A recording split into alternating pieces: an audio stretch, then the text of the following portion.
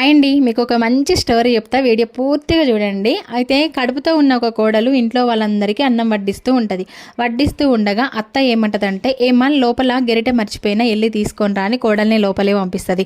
లోపలికి వెళ్ళిన కోడలు ఓపిక లేక నడుని వస్తుందని అలా కుర్చీ ఉంటే కూర్చొని ఉండిపోతుంది. అత్త కోపంతో లోపలికి వస్తుంది, ఏంటి ఇంకా రావట్లేదని. లోపలికి వచ్చి చూస్తే కుర్చీలో కూర్చొని ఉన్న కోడల్ని చూసి, ఏంటి మేమందరం ఆకలితో అక్కడ ఎదురు చూస్తూ ఉంటే నువ్వు కాలక్షేపం చేస్తున్నావా కూర్చొని అని కోడల్ని తిడుతుంది. అప్పుడు కోడలు ఏమంటదంటే, అత్తమ్మ లేదు, నాకు నడుం నొప్పిగా ఉంది, నీరసంగా ఉంది, అందుకే అలా కూర్చున్నానంటే, ఏంటి ఈ మాత్రం దానికి నొప్పా, నేను ముగ్గురిని కని పెంచాను, నేను నొప్పి అనుకుంటే ఇక్కడి వరకు వచ్చేదాన్నా అని కోడల్ని తిడుతూ ఉంటే కొడుకు చూస్తూ వెనక్కి వెళ్ళిపోయాడనమాట. అన్నీ విని కోడలు మాత్రం ఏడుస్తూ ఉందనమాట. అయితే మరుసటి రోజు ఏమవుతుందంటే, ఇంట్లో ఎవ్వరూ ఉండరు.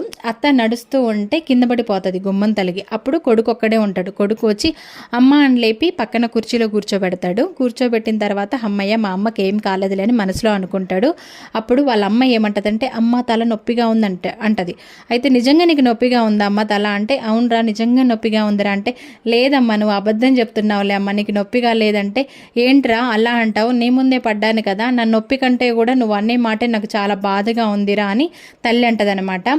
లేదమ్మా నువ్వు అబద్ధాలు చెప్తున్నావు, నీకు నొప్పిగా ఉండదు, నేను చాలాసార్లు పడ్డాను, నాకు నొప్పి లేదే అంటే, నువ్వు ఎప్పుడో పడ్డావు కాబట్టి నువ్వు మర్చిపోయి ఉంటావు, నేను ఇప్పుడు పడుతున్నాను కాబట్టి నాకు బాధగా ఉందంటే, నిజం కదా అమ్మ, నువ్వు కూడా నిన్న నా భార్యని అదే మాట అన్నావు కదా, ఎప్పుడో నువ్వు పడ్డ నొప్పులు మర్చిపోయి నా భార్యను కూడా అందుకే అలా అన్నావా అమ్మ అని అప్పుడు కొడుకు అంటాడనమాట.